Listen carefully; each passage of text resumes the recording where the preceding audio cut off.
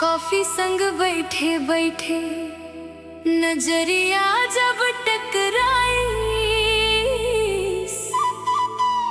धीरे धीरे माया के कहानी दिल में अपन बनाई। पहली मुस्कान में जाने का बर धड़कन तेज हो गए।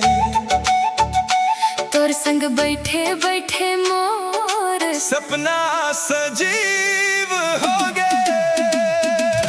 रायपुर वाले जहुरिया मोर दिला चुरा ले गे।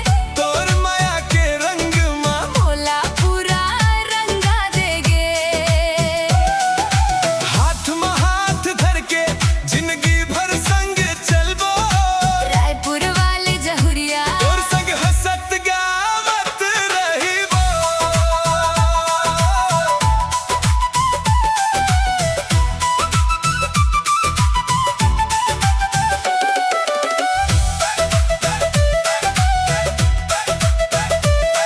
दिल बांधा के रद्दा होवे चाहे मरीन ड्राइव किनारा।